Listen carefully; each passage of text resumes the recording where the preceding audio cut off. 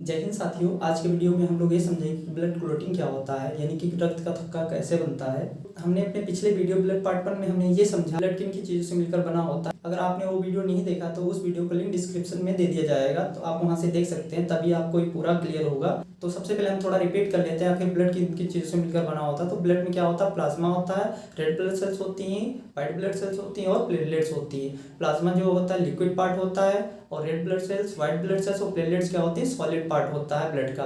अब हमें समझिए ब्लड क्लॉटिंग क्या होता है। ब्लड क्लॉटिंग हम 4 स्टेप में समझेंगे। आखिर ये ब्लड क्लॉटिंग होती क्या है, यानी रक्त का थक्का कैसे बनता है। तो रक्त का थक्का बनने के लिए क्या चाहिए, थ्रोम्बोसाइट चाहिए, यानी प्लेटलेट चाहिए। तो सबसे पहले स्टार्टिंग होगी थ्रोम्बोसाइट से। तो आइए समझते हैं कि थ्रोम्बोसाइट किस चीज़ से रिएक्ट करके रक्त का थक्का बनाती है। तो सबसे पहले क्या चाहिए, थ्रोम्बोसाइट चाहिए। थ्रोम्बोसाइट क्या होता है, जब यानी कि ब्लड कट जाएगा तो किसके संपर्क में आएगा, वायु के संपर्क में आएगा। तो यानी थ्रोम्बोसाइट सबसे पहले किसके संपर्क में आएगी, वायु के संपर्क में आएगी।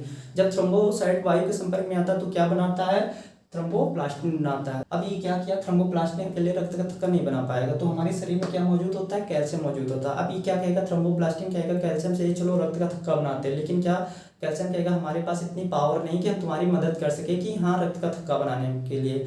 अब थ्रोम्बोप्लास्टिन क्या कहेगा, एक हमारे पास और ऑप्शन है। तो ऑप्शन क्या है कि कहेगा हमारे पास क्या है, प्रोम्बोथ्रोम्बिन है। अब क्या कहेगा, प्रोम्बोथ्रोम्बिन क्या होता है, उस समय मान लो सो रहा होता है, मतलब एक्टिव नहीं होता। अब ये दोनों थ्रोम्बोप्लास्टिन और कैल्शियम क्या करेंगे, एक्टिव करेंगे किसको, थ्रोम्बिन को। जब ये एक्टिव हो जाएगा तो क्या बनाएगा, थ्रोम्बिन बनाएगा। अब थ्रोम्बिन भी अभी रक्त का थक्का नहीं बना पा रहा, तो अब क्या होगा, हमारे शरीर में मौजूद फाइब्रिनोजेन जो होता है एक प्रकार का प्रोटीन होता है जो कि हमारे ब्लड में पाया जाता है। अब ये क्या करेगा, इसकी मदद करेगा, यानी कि थ्रोम्बिन की मदद कौन करेगा, फाइब्रिनोजेन की मदद करेगा। ये दोनों मिलकर क्या बनाएंगे, फाइब्रिन बनाएंगे। तो फाइब्रिन की कैसी संरचना होती है, जालीदार होती है। फाइब्रिन की जब जालीदार संरचना होती तो अब क्या होता है, हमारे ब्लड में हमारा ब्लड मिलकर किस चीज़ों से मिलकर बना है, प्लाज्मा, आरबीसी, डब्ल्यूबीसी और प्लेटलेट्स।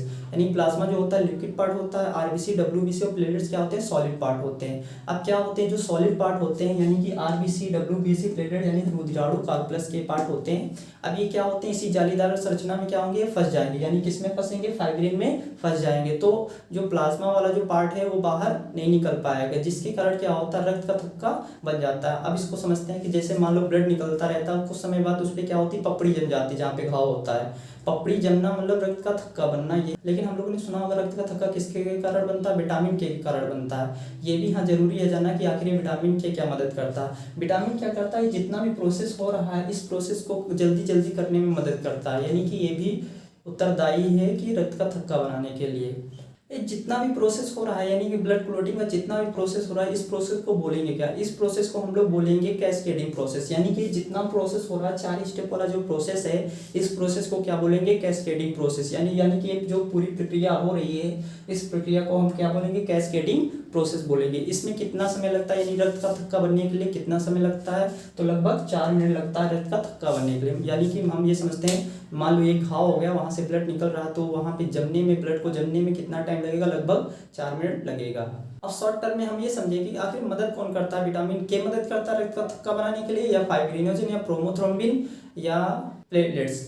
ये सब चीज़ें अलग अलग हैं, इनका कार्य बहुत महत्वपूर्ण है कि रक्त का थक्का बनाने के लिए। ये क्लियर हो जाएगा, आइए देखते हैं। अब हमें ये क्लियर हो जाएगा आखिर रक्त का थक्का किसके कारण बनता है। तो आपसे अलग अलग वे में क्वेश्चन पूछेगा। यदि आपसे पूछता है कि रक्त का थक्का किस रुधिराणु के कारण बनता है, तो क्या आपका आंसर होगा, तो किस रुधिराणु के कारण बनता है, थ्रोम्बोसाइट के कारण बनता है। यानी कि आपको अलग वे में क्वेश्चन पूछेगा। यदि आपसे पूछ रहा है रक्त का थक्का किस प्रोटीन के कारण बनता है, तो वो कौन से प्रोटीन होंगे, तो वो प्रोटीन है हमारे पास फाइब्रिनोजेन और प्रोथ्रोम्बिन। यदि आपसे पूछता है कौन सी वो धातु है या तत्व है जिसके कारण रक्त का थक्का बनता है, तो क्या आंसर होगा, कैल्शियम। और फिर यदि आपसे पूछा कौन सा वो विटामिन है जो रक्त का थक्का बनाने में मदद करता है, तो क्या है, विटामिन के।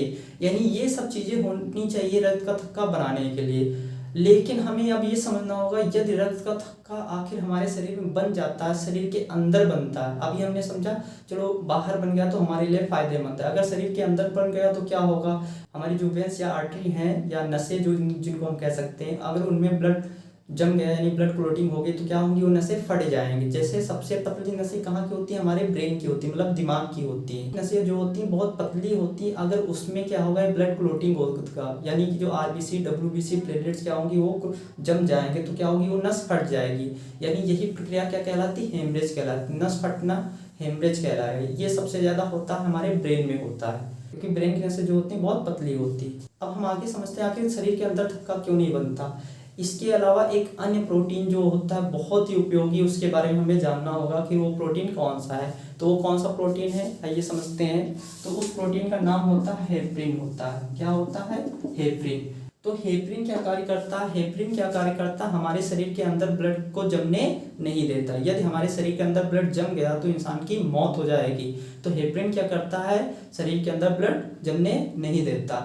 लेकिन क्या होता है, जैसे ब्लड बाहर निकलता है तो हेपरिन क्या होता है, क्योंकि ब्लड में हेपरिन भी पाया जाता है, तो हेपरिन क्या होता है, जब शरीर के बाहर आएगा तो वायु के संपर्क में आएगा, तो वायु के संपर्क में आते ही क्या हो जाता है, इसकी मौत हो जाती है। मतलब क्या होता है, शरीर के अंदर तो हेपरिन अकेला ही ये चारों के ऊपर भारी होता है। किसके ऊपर भारी होता है? इन चारों के ऊपर भारी होता है कि हाँ ये चारों क्या होते हैं, रक्त का थक्का बनाते हैं। ये हेपरिन क्या करता है? रक्त का थक्का बनने नहीं देता।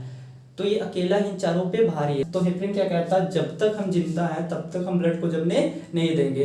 तो ये चारों कहेंगे कि अरे भैया चलो ठीक है, तुम्हारे मरने के बाद हम ब्लड को जमा देंगे, थक्का बना देंगे। तो कहेगा ठीक है। लेकिन अब ये कहता है, लेकिन इनको भी पता है, क्या पता है कि हाँ ब्लड इसकी तो मौत होगी। कब मौत होगी? जब ये वायु के संपर्क में आएगा, मर जाएगा। तो ये चारों जो हैं ये क्या करेंगे, रक्त का थक्का बना देते, जिससे कि ब्लड बाहर ज्यादा ना निकल पाए। उम्मीद है आपको क्लियर हो गया होगा। ये हमारा ब्लड पार्ट 2 है। अभी भी हमारे ब्लड के पार्ट आने बाकी हैं, जिसके बारे में हम और अच्छे समझेंगे आखिर ये ब्लड वर्किंग कैसे करता है। तो उम्मीद है आपको समझ में आया होगा आखिर ब्लड क्लॉटिंग क्या होता है। यदि आपको ये वीडियो अच्छा लगा है तो थोड़ा सपोर्ट करिएगा, लाइक करिए, शेयर करिए और चैनल को सब्सक्राइब जरूर कर लीजिए, जिससे कि आपको इस तरह की जानकारी आगे भी मिलती रहे। धन्यवाद।